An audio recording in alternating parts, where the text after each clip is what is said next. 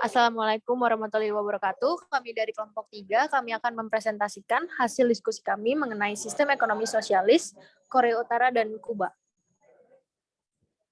Sebelumnya, next.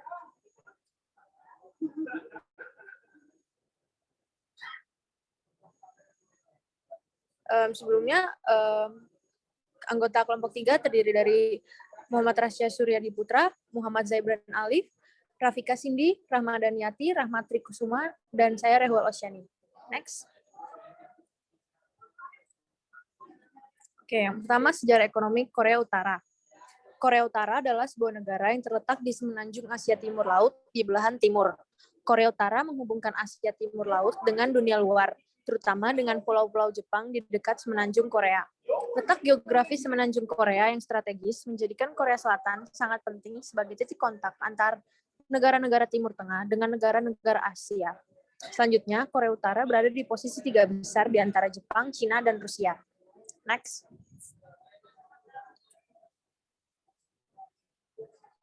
Korea Utara memiliki ekonomi komando atau terpusat. Negara mengontrol semua alat produksi dan pemerintah menetapkan prioritas dan penekanan dalam pembangunan ekonomi. Sejak tahun 1954, kebijakan ekonomi telah diumumkan melalui serangkaian rencana ekonomi nasional. Rencana awal memberikan prioritas tinggi untuk rekonstruksi pasca perang dan pengembangan industri berat, terutama bahan kimia dan logam. Tujuan ekonomi Korea Utara selalu dikaitkan dengan kebijakan kemandirian pemerintah secara umum. Negara ini menghindari investasi asing, meskipun menerima bantuan ekonomi yang cukup besar. Korea Utara rutin mengimpor komoditas penting seperti bahan bakar dan mesin serta biji-bijian. Ekonomi Korea Utara juga dikenal fokus pada eksploitasi sumber daya dan peningkatan teknologi, mekanisasi, dan infrastruktur. Next.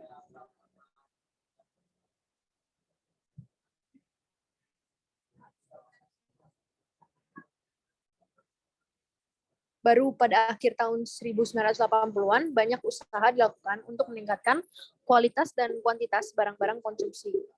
Meski begitu, pengamat luar telah menyimpulkan Korea Utara gagal memenuhi tujuan yang ditetapkan. Statistik produksi yang dirilis oleh pemerintah seringkali meningkat. Jadi, meskipun Korea telah melakukan upaya yang kuat untuk mengubah ekonomi yang pada dasarnya agraris menjadi ekonomi yang berpusat pada industri modern, secara umum diyakini bahwa negara tersebut hanya berhasil sebagian. Next.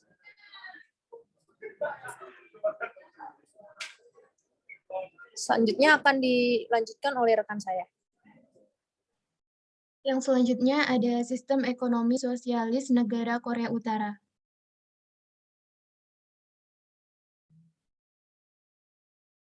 Korea Utara menerapkan sistem ekonomi sosialis yang terpusat di bawah pemerintahan rezim Kim. Sistem ekonomi yang mengatur setiap kegiatan ekonomi seperti sistem produksi dan distribusi berada di bawah pengawasan pemerintah pusat di Pyongyang. Next.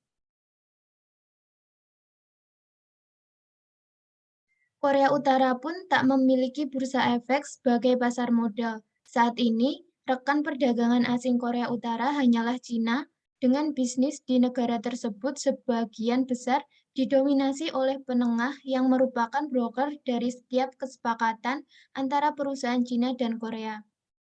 Next.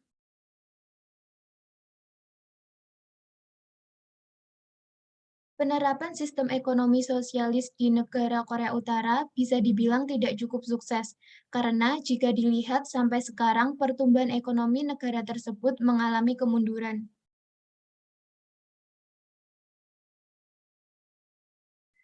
Korea Utara ini mengalami beberapa hal yang terburuk dalam sejarahnya, utamanya adanya bencana kelaparan yang melanda rakyatnya.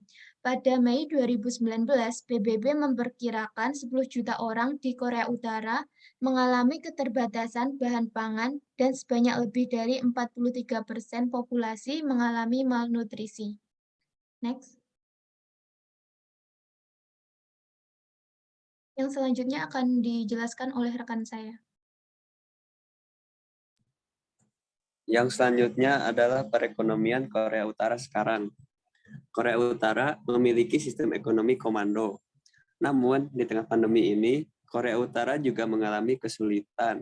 Dilansir dari Reuters, ekonomi Korea Utara disebut mengalami kontraksi terburuk sejak 23 tahun terakhir. Next.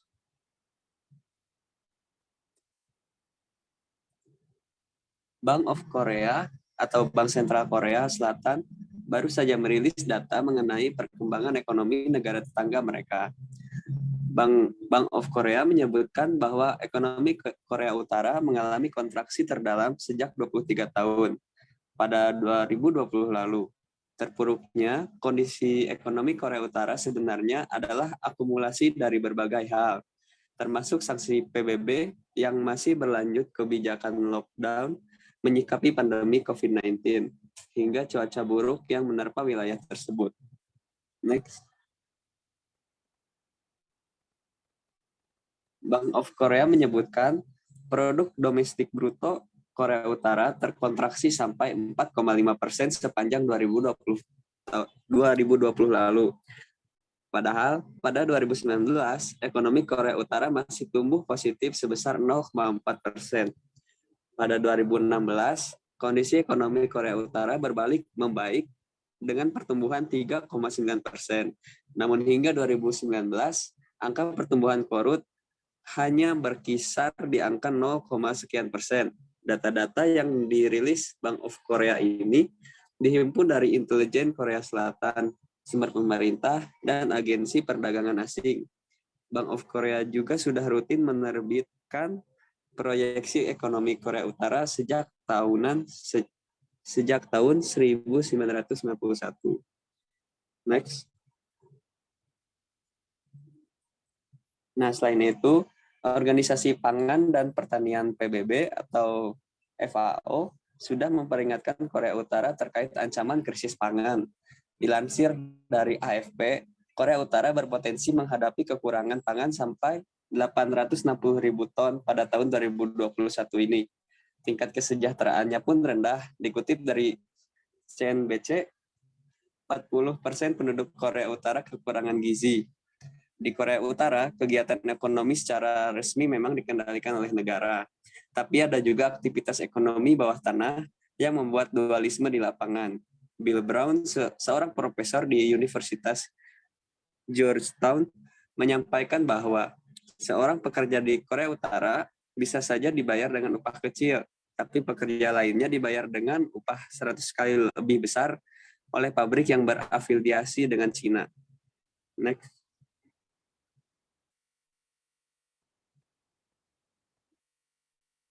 Untuk materi selanjutnya akan disampaikan oleh rekan saya.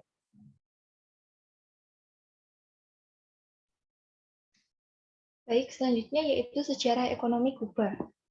Kuba adalah negara kepulauan yang terletak di Laut Karibia di benua Amerika Utara. Negara ini terdiri dari 2 pulau utama, yaitu Pulau Kuba dan Pulau Isla de la Juventud, serta beberapa pulau kecil lainnya. Sistem pemerintahan yang dianut Kuba adalah sistem pemerintahan satu partai, yaitu partai yang menganut paham komunis. Sistem pemerintahan ini sering juga disebut sistem pemerintahan negara komunis. Kepala negara dan kepala pemerintahan dijabat oleh presiden.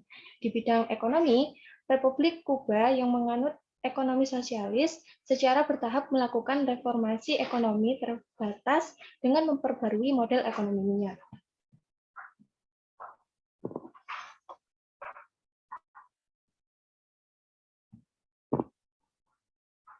Kuba menjadi satu-satunya negara yang kukuh bertahan dengan sistem politik berbasis ideologi sosialisme seiring rontoknya pilar utama Uni Soviet dan negara-negara anggota Blok Timur lainnya. Keberadaan Kuba yang bertahan dengan sistem tersebut menjadi semakin menarik karena secara geografis Kuba terletak di halaman belakang negara adidaya Amerika Serikat yang juga merupakan pengemban utama ideologi kapitalisme yang ditolaknya. Kekokohan Kuba bukan berarti Amerika Serikat tidak berani mengusiknya sama sekali. Berkali-kali negara adidaya tersebut melakukan intervensi, provokasi, hingga agresi, tetapi gagal mengubah haluan Kuba. Dua upaya besar-besaran yang telah memanaskan konflik antara kedua negara tersebut, yaitu invasi Teluk Babi pada tahun 1961 dan krisis nuklir Kuba pada tahun berikutnya. Hal ini justru membuat internal masyarakat Kuba semakin solid. Rakyat Kuba memiliki pengalaman sejarah dalam menghadapi imperialisme, intervensi asing, dan rezim otoriter yang didukung oleh imperialis. Situasi ini memberikan kesimpulan bahwa itu disebabkan oleh imperialisme dan ketidakmandirian mereka sebagai sebuah bangsa.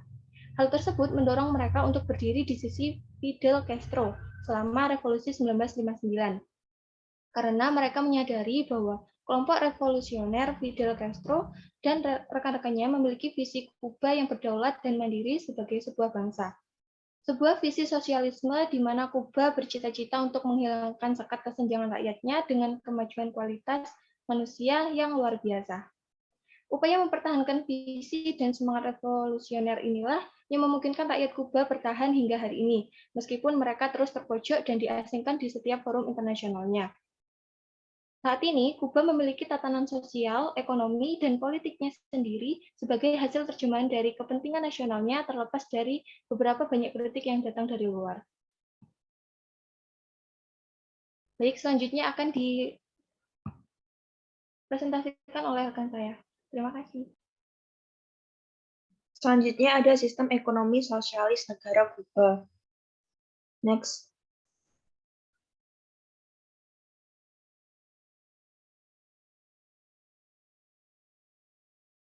Negara Kuba merupakan negara yang paling kental menerapkan sistem ekonomi sosialis. Pemerintah Kuba sangat memperhatikan dan menjamin nasib rakyatnya dengan mengendalikan seluruh kegiatan ekonomi negaranya. Next. Pemerintah juga membentuk fasilitas kesehatan untuk rakyatnya, membangun sekolah gratis untuk segala jenjang pendidikan, memberikan subsidi hunian, dan memberikan subsidi pangan untuk warga negara Kuba. Next.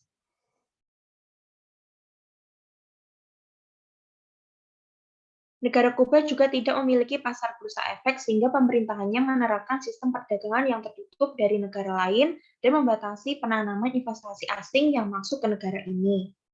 Next.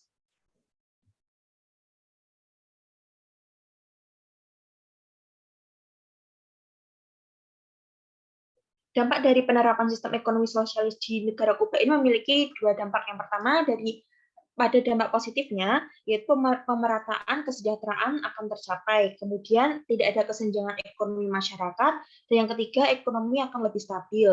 Namun juga memiliki dampak negatif, yaitu perkembangan ekonomi akan menurun, sehingga akan berpengaruh dengan pengembangan infrastruktur yang melambat. Kemudian juga adanya keterbatasan personal. Next.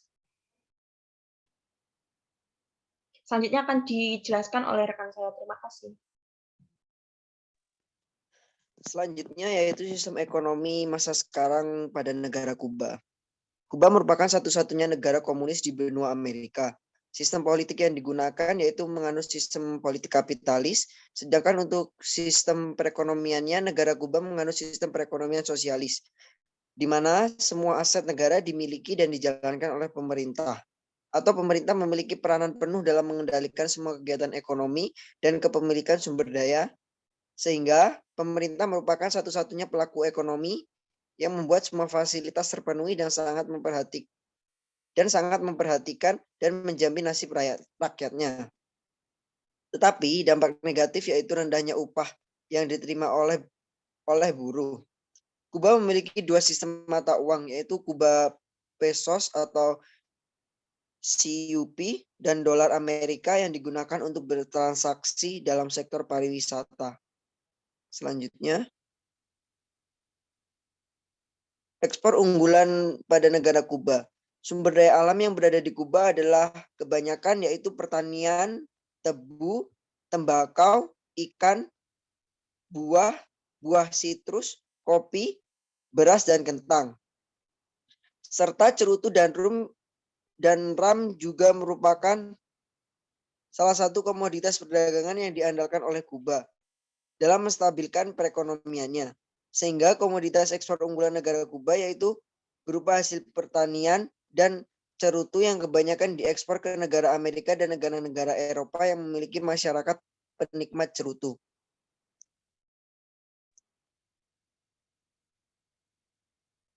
Next.